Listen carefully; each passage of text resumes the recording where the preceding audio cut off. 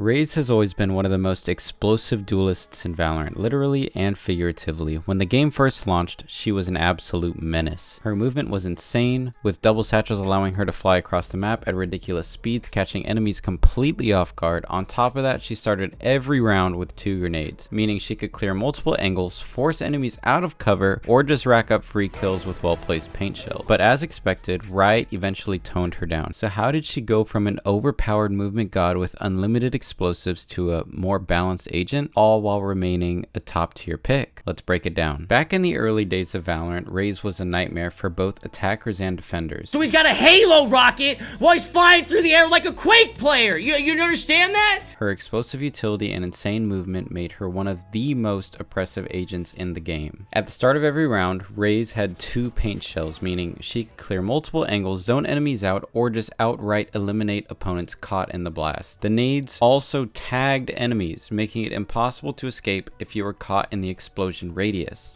Her double satchel boost wasn't just for mobility, it was an explosive weapon. Raze players could launch themselves at the enemy with the Judge or Classic and delete them before they even had time to react. Not only could she fly across the map, but she could also use her blast packs to disengage, making her incredibly difficult to punish. Raze's movement and utility gave her an aggressive high-impact playstyle that no other duelist could match at the time. As players got better with Raze, her nades became more oppressive, turning certain areas of the map into death zones. Skilled players weren't just throwing paint shells randomly, they were perfectly timing them to land in high traffic areas, catching enemies mid-execute or while retreating. With 2 grenades per round, Raze could lock down choke points, clear out corners, and soften up enemies before a fight even began. What made her nades even more broken was the tagging effect. If you got caught in the explosion, you weren't just taking massive damage, but you were also slowed down, making it nearly impossible to escape before the second explosion finished you off.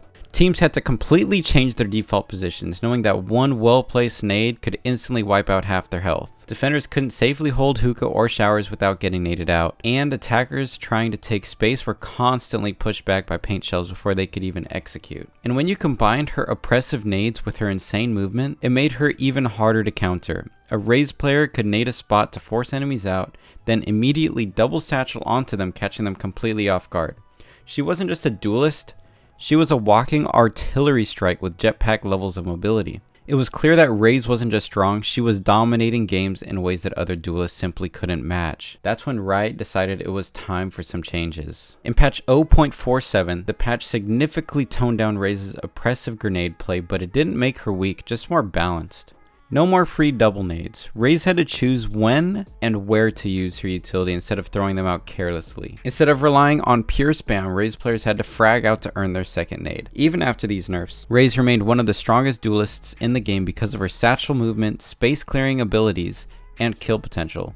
This was just the first step in Riot's ongoing adjustment to her explosive power. As players got better with Raze, the satchel plays became even crazier.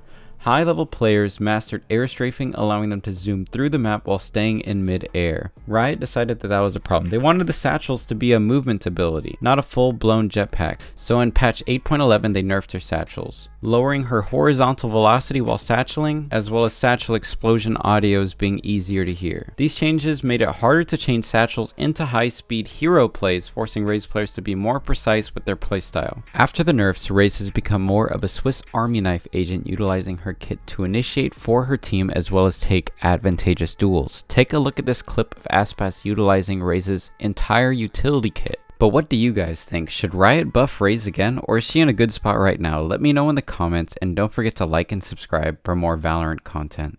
Also, don't forget to check out my Twitch, Team Flash Terry.